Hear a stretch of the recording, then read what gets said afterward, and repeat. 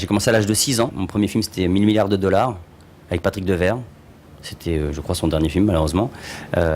Ensuite, j'ai vraiment beaucoup travaillé dans la publicité.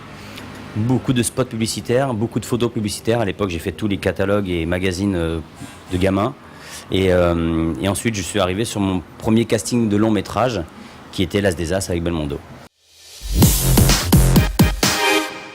J'ai eu la chance de faire beaucoup de choses étant enfant, ce qui a fait que ça m'a laissé du temps quand j'étais ado pour faire d'autres choses. Ce qui fait que j'ai pris de l'avance sur la musique, puisque j'ai fait mon premier single, j'avais 14 ans. Donc j'ai commencé à connaître l'industrie de la musique à l'âge de 14 ans. J'ai fait trois singles qui se sont très bien vendus dans les années 80. Et ensuite, je suis revenu un petit peu au cinéma. Et j'ai commencé à naviguer entre ces deux eaux artistiques, la musique et le cinéma. Plein d'autres l'ont fait, hein. C'est pas bien compliqué, c'est simplement qu'après, faut passer du temps à sa passion et essayer d'approfondir les choses. Voilà, c'est pas simplement faire 3 accords de piano et puis dire je suis pianiste. Non, c'est vraiment s'intéresser à sa musique. Donc moi, je me suis intéressé à l'harmonie musicale, à l'harmonie jazz. J'ai commencé à vraiment étudier le style de plein d'artistes comme Stevie Wonder, James Ingram ou même Ray Charles pour plus tard, bien plus tard, faire une école en fait de jazz en piano puisque j'étais autodidacte. Et ensuite, j'en suis arrivé à faire des sessions de chœur en studio et à diriger les chœurs. Donc après, ça m'a permis de travailler avec Véronique Sanson sur 3 albums et 2 tournées, Morane, Hallyday. Parce que souvent, les enfants acteurs ou les enfants chanteurs, c'est souvent le rêve des parents qui n'ont pas réussi quelque chose et ils veulent le vivre au travers de leurs enfants. On a eu le problème sur l'émission de W9 où il y avait des parents qui voulaient pousser absolument leurs enfants à dire vas-y, danse, regarde, montre ce que tu sais faire, comme quand tu es dans le salon à la maison. Bah oui, mais c'est pas parce qu'on le fait dans le salon à la maison qu'on a envie de le faire devant une caméra.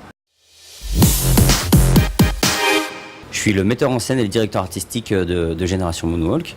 Voilà, j'ai essayé de mettre dans ce spectacle tous les jeunes talents, chanteurs et musiciens qu'on a tendance un petit peu à oublier dans ce métier parce qu'ils ne sont pas connus ou autres, alors on leur donne pas accès à ce genre de scène.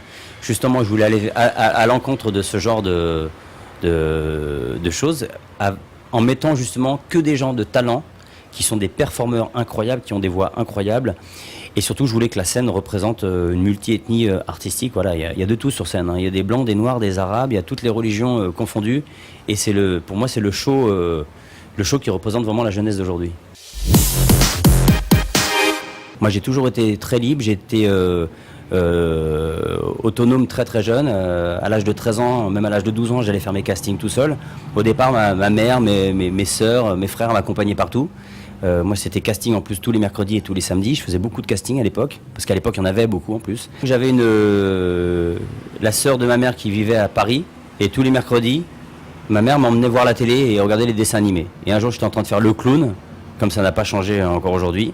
Je m'amusais à marcher sur les mains dans la rue.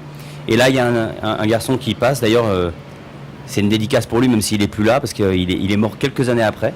C'est lui qui m'a fait faire d'ailleurs L'As des As et tous les films que j'ai fait après, qui s'appelait Bruno Mérès, qui était un ancien mannequin qui ouvrait la section enfants de son agence, qui est devenue ensuite l'agence Frimousse.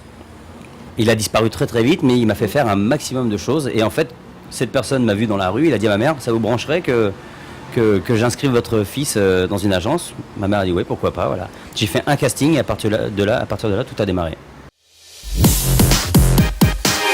Maintenant, je me focalise sur la réalisation de films musicaux, entre autres. Et voilà, Channel Jens représente pour moi ce que doit être la danse, c'est-à-dire un mélange, un partage de toutes les danses, de toutes les nations de danse. Et voilà, c'est le projet qu'il fallait avoir. C'est le projet qu'il fallait avoir pour réunir les danseurs du monde entier.